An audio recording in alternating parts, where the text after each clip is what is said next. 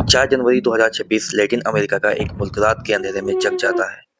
आसमान में American jets की गरज, जमीन पर धमाकों की गूंज और न्यूज़ टिकर पर सिर्फ एक line, US attack Venezuela, Maduro capture. क्या ये सिर्फ एक डिक्टेटर को गिराने का मिशन था या फिर ऑयल, पावर और जियोपॉलिटिक्स का सबसे बड़ा खेल? America versus Venezuela, the war behind the oil. Venezuela कभी ऑयल रिच कंट्री में से एक था। कर्स ऑफ ब्लैक गोल्ड, कुछ लोग इस फ्रेज से भी जानते हैं, क्योंकि वर्ल्ड वॉर से लेकर आज तक जितनी भी ग्लोबल पावर है तो उनके लिए यहाँ का ऑयल जैकपॉट रहा है। 20th सेंचुरी को वेनेजुएलन ऑयल ने फॉरेन अलायंस को फ्यूल दिया। उसके बदले कंपनीज ने बिलियंस कमाए, लेकिन वहाँ के लोग गरीबी से बाहर कभी नहीं आ पाए। वॉर से पहले एक साइलेंट वॉर चलती है, सैंक्शंस की। 2017 में यूएस की गवर्नमेंट ने वेनेजुएला पर भारी सैंक्शंस लगाए, जिससे वेनेजुएला की सरकार यूएस की मार्केट से फाइनेंशियली कट हो गई। 2019 में ऑयल एम्बार्गो, पीडीवीएस से स्टेट ऑयल कंपनी पर रेस्ट्रिक्शंस, यूएस असिस्ट फ्रीज और naphtha export ban. Estimated loss $11 billion से ज़्यादा का हुआ 2019 में।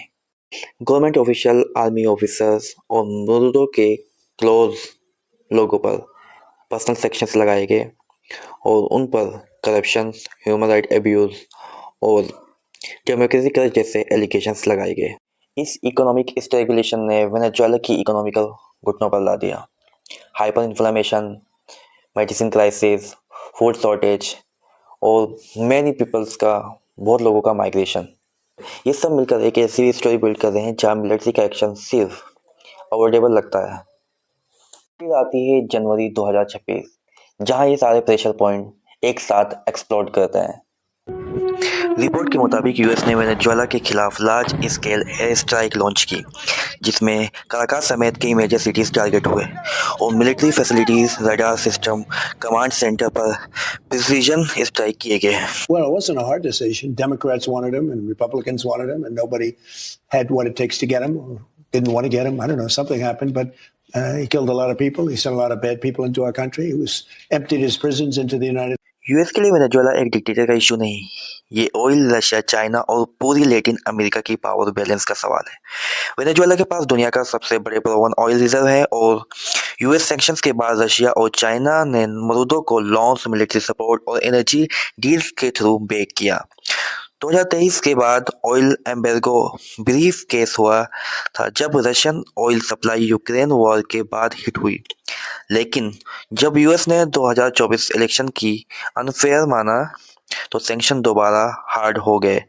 अब 2026 के अटैक के बाद रिस्क ये है कि रशिया, चाइना, क्यूबा जैसे अलाइज ओपनली रेस्पॉन्ड करें। नावल डिप्लॉयमेंट, आर्म सप्लाईज या यूएन लेवल कन्फर्टेशन। एक regional operation easily global flash point बन सकता है।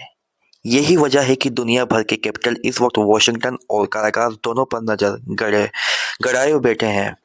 नीदरलैंड में स्ट्रेटेजिक टारगेट्स लिखा होता है, लेकिन ग्राउंड पर इनका मीनिंग होता है घर, हॉस्पिटल, स्कूल, इलेक्ट्रिसिटी, पानी। एयर स्ट्राइक के बाद मल्टीपल सिटीज में ब्लैकआउट, इंटरनेट शटडाउन और बेसिक सर्विस कोलैप्स की रिपोर्ट आई है। इससे लोग पानी, खाना, मेडिसिन के लिए स्ट्रगल कर रहे हैं। रिफ्यूजी फ्लोज और भी बढ़ने के चांस हैं।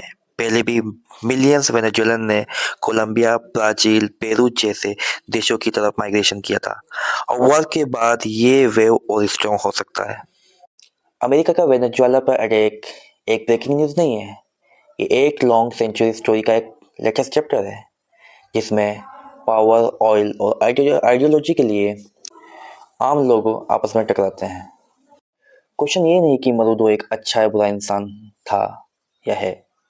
क्वेश्चन ये है कि क्या बॉम्ब, सैंक्शंस कभी किसी देश को सच से आज़ाद करा सकते हैं। Thank you.